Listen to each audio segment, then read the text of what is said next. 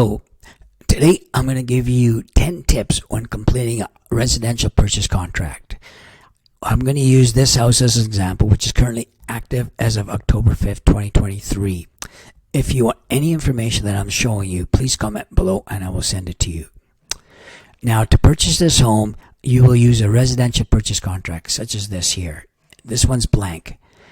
Now, what I did was I filled it out with the address and everything else, just to show you some of the things that that are important when you're filling out a home purchase contract. One important thing right off the bat, 2.3 here, the home must be vacant. Typically, this is okay when you're buying a residential property, but when you're buying investment property, you must make sure either you're going to assume the tenants or it's going to be vacant possession. Now, tip number 2, section 2.4 here.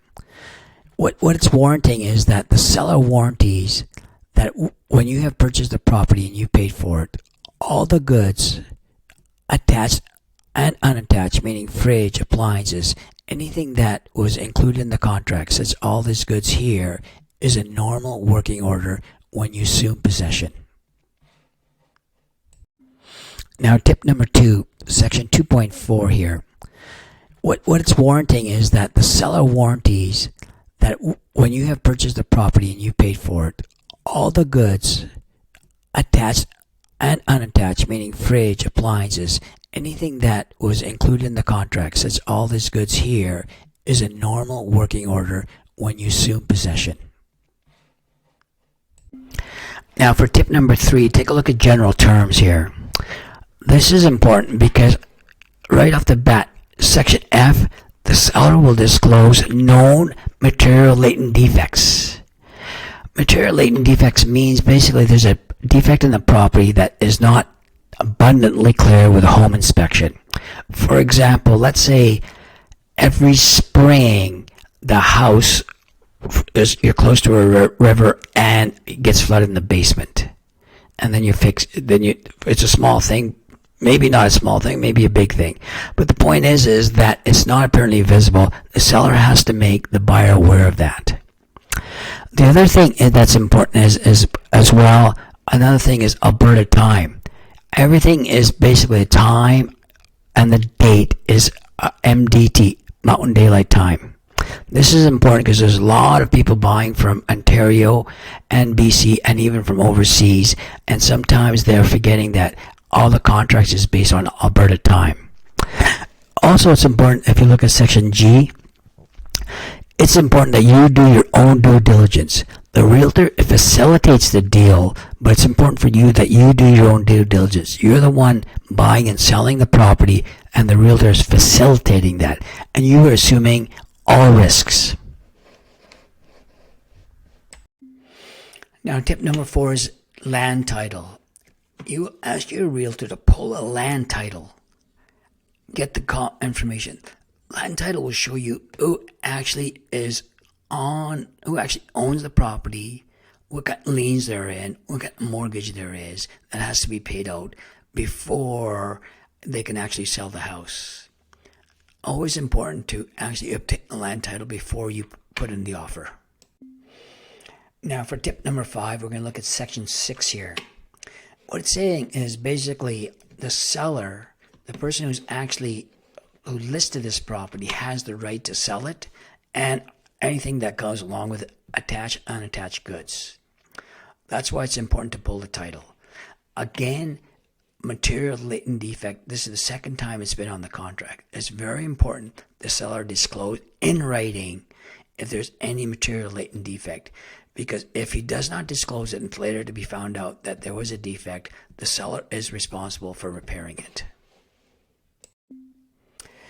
Now, the next step is take a look at dower. Dower rights is basically when there's one person on title, however, there are 2 people involved in selling the house. The person who is not on title will give the right for the person who is on title to sell it. Now, tip number 7, we're going to go look at conditions. By default, you can see the contract's already put in financing. That is, you want to be able to ensure that you've got proper financing before the before you waive the condition, meaning the bank has agreed to give you a certain amount of money for you to purchase this property. And of course, property inspection. You want to check the property with a certified property inspector to make sure that what you're buying is what you're expecting to buy.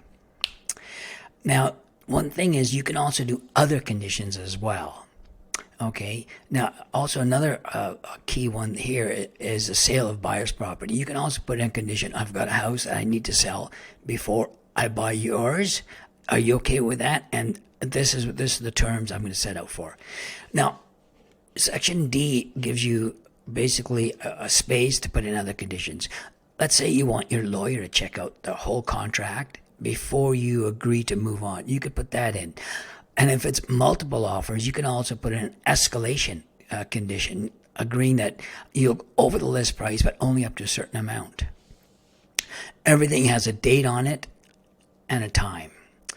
Now, in reverse, the seller can have conditions as well, such as basically meaning that, yes, you go ahead and buy the property, but, these are the conditions. These are some of the things that I want before I agree to sell it to the house to you. Now, a condition is that condition has to be satisfied before the deal can go through. The seller and buyer here can say, I don't agree to the condition, therefore I will cancel the contract, which is perfectly allowable.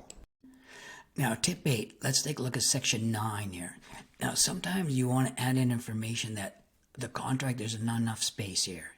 So what they've done is this contract has basically predefined such things as financing schedule. What it's saying is that, okay, I want to buy this house. There's not enough space here, but what I want is I want to buy the house, but I also want the seller to finance some of the property, which does happen, but mostly in commercial deals. Mortgage assumption. This used to be where you could actually assume a mortgage. You can say, I'm going to buy the house. The mortgage that you have, I will take over it. And also, obviously, there's other values as well, meaning, there could be a shed attached to it. There could be other things item to it that you want included. A tenancy schedule is typically when you're buying an investment property and there's tenants involved. You want the leases and things like that. All this will be added onto the contract, and it defines it correctly.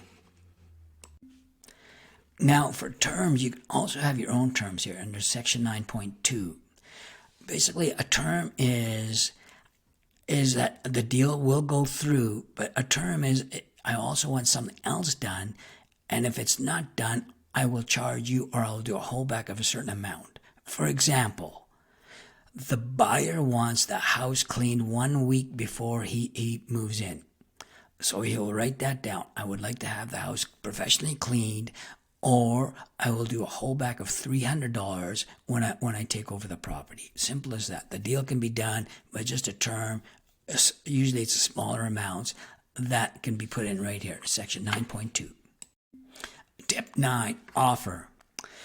Now, one thing is, you're basically right. When you write up this contract here, you're going to leave it open to a certain time and date, and you put that here. You're saying, listen, Mr. Seller, I am giving you this offer, but I'm leaving it up to here. One thing to note is that there's no time limit here. You can do it as short as 1 hour or one day, but if there's some sort of, for whatever reason, you can even leave it up to for 1 week. It's entirely up to you. Now, Section 18, acceptance. This is for the seller. When the seller gets a contract and it's fully nicely written out and there's actually an offer, time and date, he will look at that contract and he has a couple of choices. He can accept it as it is. If he does do that, he can put in the time and date, he signed it, sign it, and now it is a binding contract. Both parties have signed, and all they have to do is wait for the deposit to ensure that both parties have lived up to obligations up to that time. Now, if they don't want to accept it, there's a rejection part. They can reject it. The other thing is that they can also counteroffer, meaning you can change the terms and conditions of the offer, initial it, and send it back to the buyer and say, that's a nice offer, but I want to make some changes. All this can be done using section 18 and also other parts of the contract that you want to change.